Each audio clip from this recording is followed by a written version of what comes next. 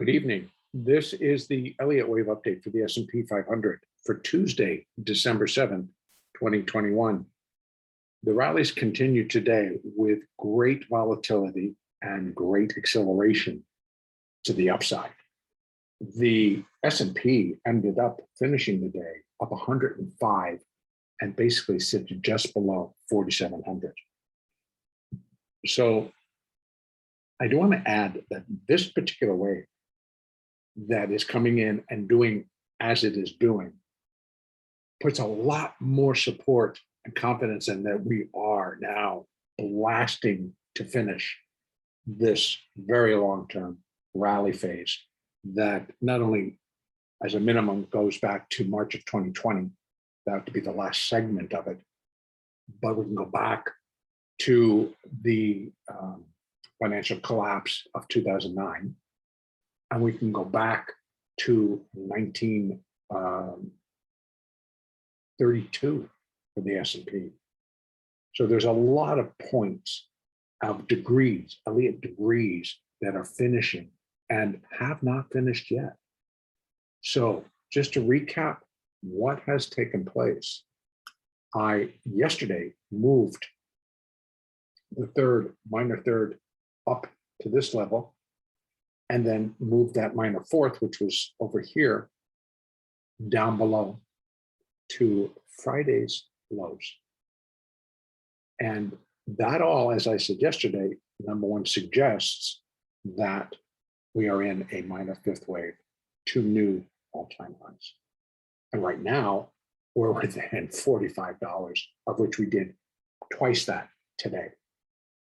So new highs, I would say, unless there's a great disturbance in the force, they're on the way.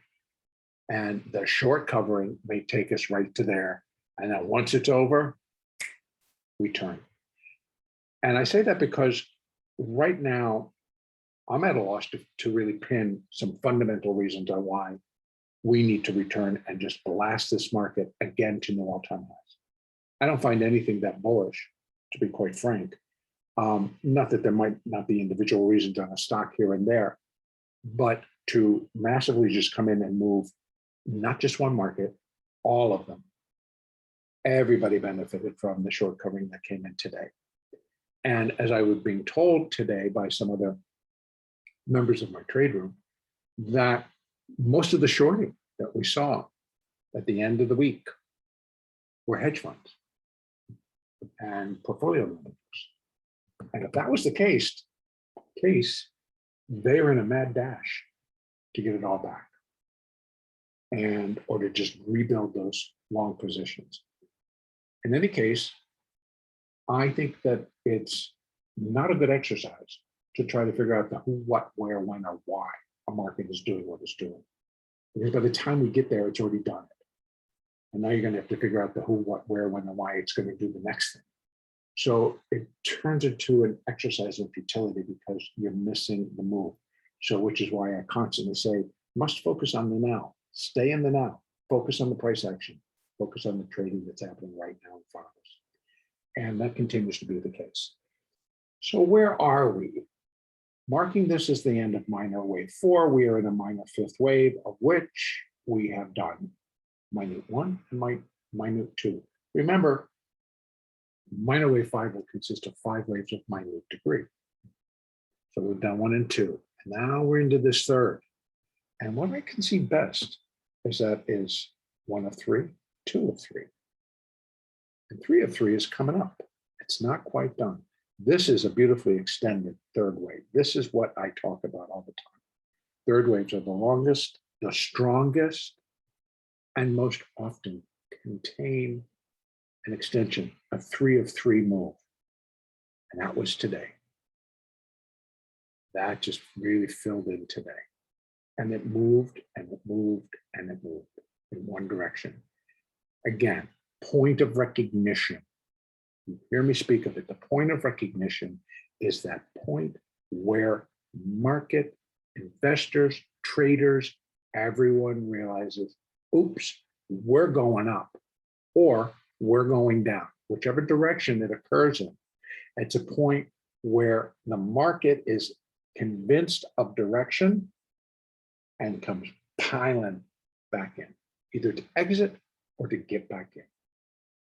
So in this case, get me back in. Cover shorts and get long.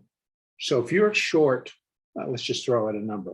If you're short 5 contracts in the S&P, and trust me, that's like nothing. But if you're short 5 and you're getting caught and you now want to join the party, first thing you gotta do is cover your 5 and then you gotta buy 5. All right, because that's your position size. So you gotta cover what you're short and then go buy another. So that's kind of what happens. They're short 100,000 shares of Apple. Well, then you got to go buy that 100,000 shares of Apple and buy another 100,000 because now you need to be long, et cetera, et cetera. So point of recognition. I don't think that's quite over yet. I would suspect that with Apple basically almost tacking on an additional $2 in the after hour. So after the bell, Apple closed at 171.18, currently trading at 172.90. So I would suspect we're going to pop a little bit higher and then get ready. Maybe that will mark just the, so and again, let me start over. We have 1, 2, and then we have 1, 2, 1, 2, 3, 4, 5 of 3, 4. So that's 5 of just this internal 3, and then 5 of 3. So we still have just the finishing of this 1, 2, 3, 4, 5 of the 3. So we got still a little bit more to go, probably a little bit of a pullback and another rally, and then we should be ready to start, which I'm only going to count as just a completed third wave, and then we're going to start the 5th. So I really do expect the third wave to finish above 4,700 and then pull back. Now, again, because of the intensity of the rally, I usually do not expect much in terms of a pullback. They may be very shallow, but here's the case. Here's the gig right now. The volatility has been increased so dramatically along with the acceleration that should play to both sides. It's not as evident here in the S&P, although there's one point. Let me see if I can open this up. All right, one moment, please. I sit in my butt with my computer yet again, and it's the mouse, and it's whatever. Okay, again, why figure out the who, what, where, when, and why? If you can see right, do it for me, thank you. Right there. That was a very strong little downdraft into the last hour of trade. But you can see the market went down and it gobbled straight back up. But it still was likely a small little 4th wave. So again, if we're counting from here, 1, 2, 3, 4, 5, 1 of 3, 2 of 3, 1, 2, 3, 4, 3 of 3, 4 of 3, 5 of the 3rd.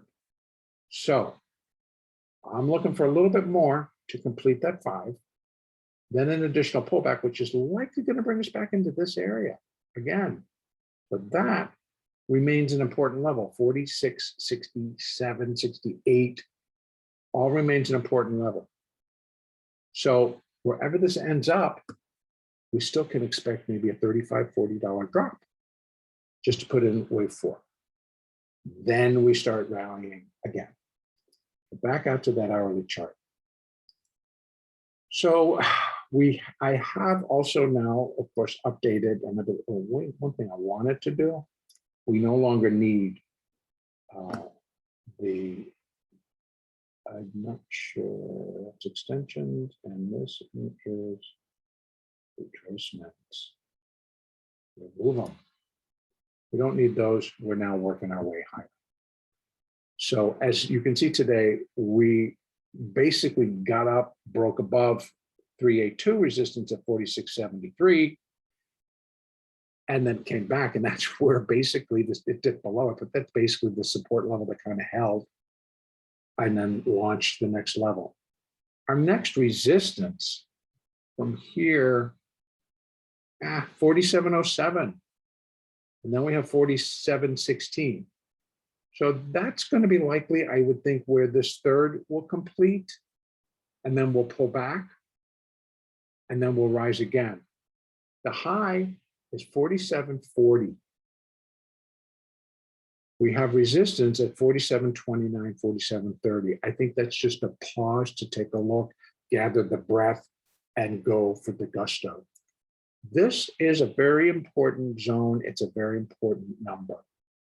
The most common relationship on a Fibonacci basis between a fifth wave and a third wave is that the fifth wave will be 0.618 times the length of the third wave. That's 47.86. So that would be my first pretty big area where I think that this could end. At the rate where it's going, I don't think it's going to be a problem to get there. 47.86. New highs for sure, because this is 47.40. And the energy coming into the market right now could take us right to there. But we have continued resistance above. Okay, so that's the first major zone that I'm looking that may complete this. May. Underline, underline. Now we have 0.786 at 48.66. And then we have 100%, where wave 5 would be equal to the length of wave 3 at 49.68. And at that level, you kind of have to think they might just go for the gusto and try to push it to 5,000, because we hear it across the board. S&P 5,000, S&P 5,000, so maybe it will. So in any case, for tomorrow, I am continuing to look for upside, but we need to be prepared that we are also setting the stage for a pullback, not a major pullback, so, but tradable. And it likely is going to be fast. If the energy continues to be bullish as when we come in tomorrow morning, then it could be a quick, little fast plunge and then a quick race back up. So trade accordingly. But I would look for that. I don't expect a severe downdraft unless there's a major disturbance that breaks out. And believe me, I know there's a lot of them out there. I'm not even going to choose. I'm not even going to mention them. There are too many. But unless there's a major disruption that causes everything to stop in its heels and to review, or a shock, that's what I continue to say. When we're in a rally like this, what's going to stop it on a dime is a shock to the market. And until that happens, I think we continue to cover shorts, we continue to rally until we start reaching our resistance level. In any case, I'm not looking for deeper downside. I'm looking for continued to the upside. We get to play both. Follow the moving averages. Trade smart. Use good risk management. Please don't try to pick a top. We have our resistance levels. Let the market confirm that that's where it's going to stop. You might get a little pullback off of that. Might get it, the market will take a breath. It might be worth the scalp. Little tiny trades. But your bigger trades, I believe, are still going to come from the upside until we're done with this minor fifth wave. That's where I'm going to end it. The next update will be on Wednesday, the 8th.